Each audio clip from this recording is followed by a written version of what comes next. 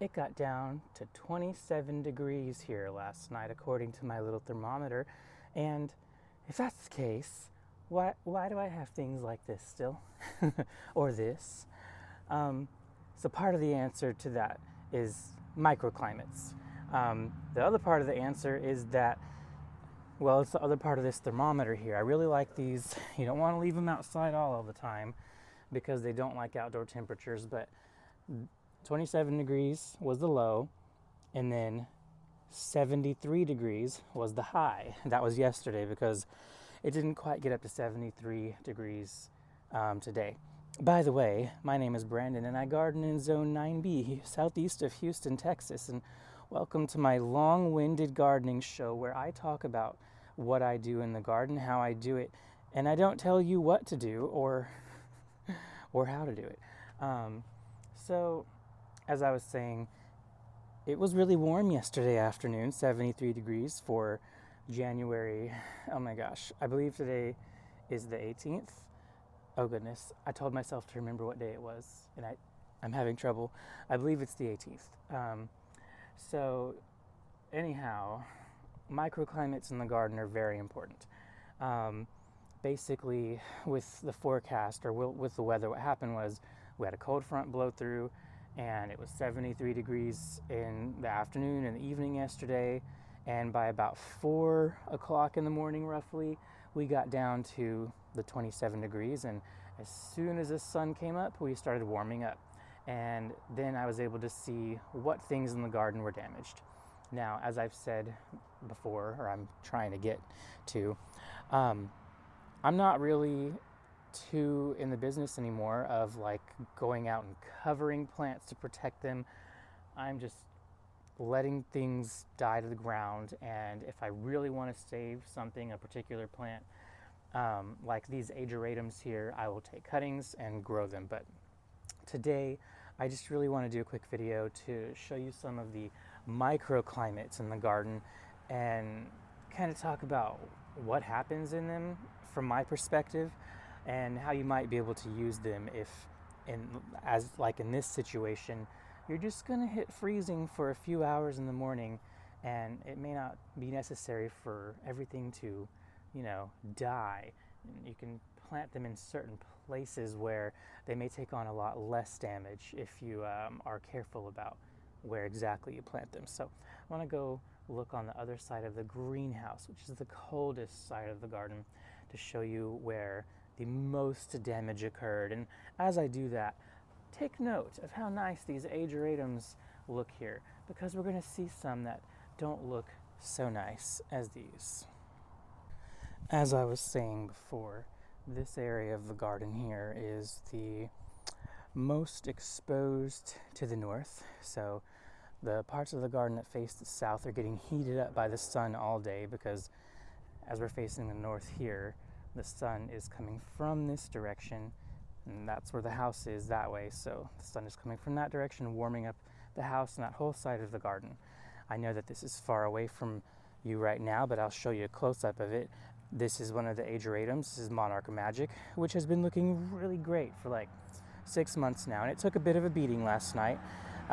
It's not completely dead or anything. It's got plenty of undamaged foliage and flowers underneath, but I'll probably come through and just trim off the top here and let this come back. Now, trimming off the top is not always advisable. It depends on where you are in the country, but down here, it's not really going to make too much of a difference because we're either going to get a really hard freeze later on that's just going to kill this all to the ground anyways, or we're going to have another couple of mild freezes that do this same kind of thing, and plant material down underneath will come back anyways. So either way, same effect, taking lots of cuttings of this into the greenhouse, and I will plant them back out whenever all danger of frost has passed.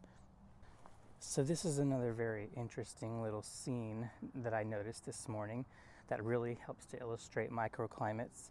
So I've got this salvia here. This is one of my favorites. It's called Amante. Amistad, Amigo, and Amante. Those are the 3 salvias in this series. And I've got this one here that is very badly burned, and it's fine. It's got foliage down below that's completely unscathed.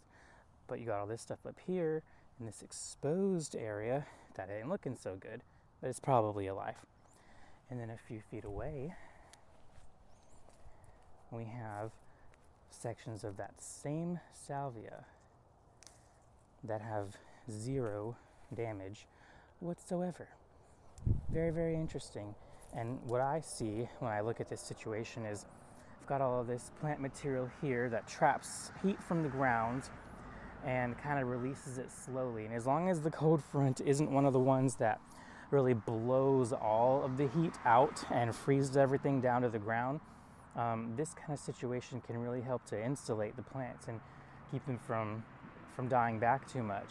I mean, you even see down here, this lantana here looks perfect, but the branches that came out outside of this little mass here are all frozen and crispy, and even out beyond the outer edges down here as well. So very, very interesting to walk around the garden today and kind of see all of the little microclimates throughout and what they all did.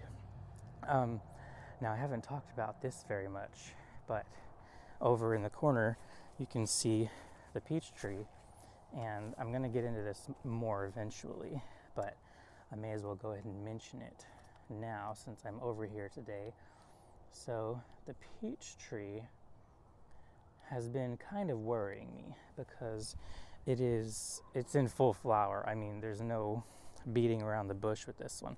It's in full flower. This tree thinks that it's springtime and it's time to fruit. So they can handle a bit of frost and be all right. But if we have a really hard freeze, there's a good chance that I'm going to lose a number of the peaches. And this is my favorite one. I have two. This is Tropic Snow.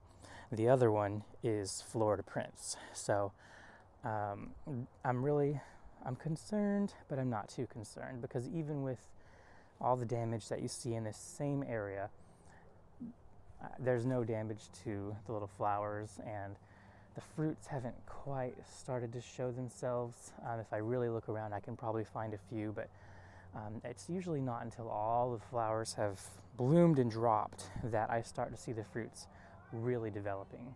So just thought I would mention real quick, and we will come back to this as the year progresses and show you what it looks like, what happened, and the harvest, because that's a lot of fun.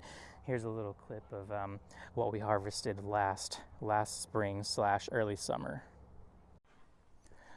So I'm probably going to wrap up this video soon because the church people are starting to arrive behind you.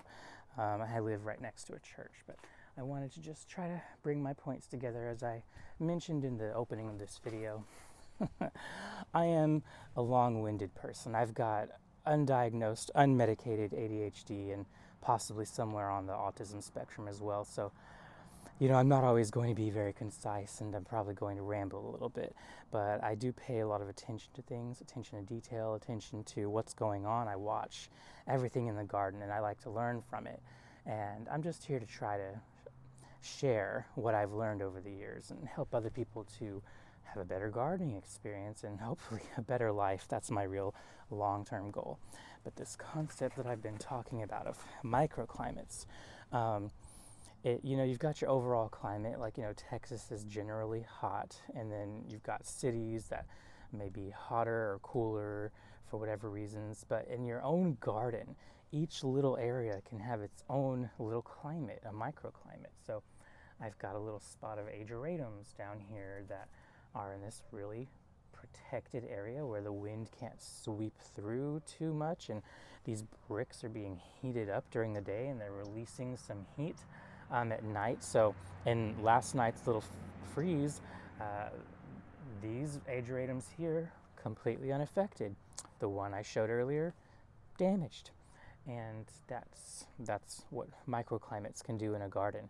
And if you wanted to maybe have higher chances of having certain plants not be frozen back, you may think about these things, planting things up next to walls and along areas like this that have brick that may heat up during the day and keep the plants from freezing at night. But that's only going to be so effective if the freeze is short duration, a quick burst, and if it was relatively warm the day before and the ground and the different surfaces have the ability to warm up and hold that heat.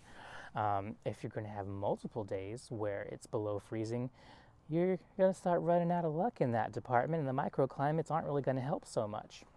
And that's where I come in and I take cuttings of plants into the greenhouse and I heat the greenhouse, and that's my style there. But I'm also trying to move towards plants that just don't need so much of this. But I'm always going to have different things like the lantanas and the ageratums and some other things that I really like, and I'm going to kind of baby them and carry them on year to year by taking cuttings, holding them over, and replanting them the next year. Now, as I mentioned earlier, we may have, or maybe I mentioned this on my Instagram stories, we may have a slightly more intense cold front in the 10-day forecast. I'm not sure because the weather app is very inconsistent and unfortunately unreliable.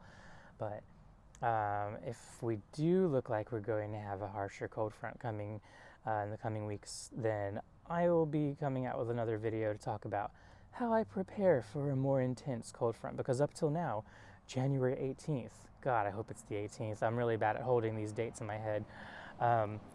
Well, I'm going to have to do a little bit more prep work, but it's crazy. The winter has been very warm. I've been very, let's say, lucky. There are good things and bad things about not having freezes this late into the winter, but really we're still technically midwinter.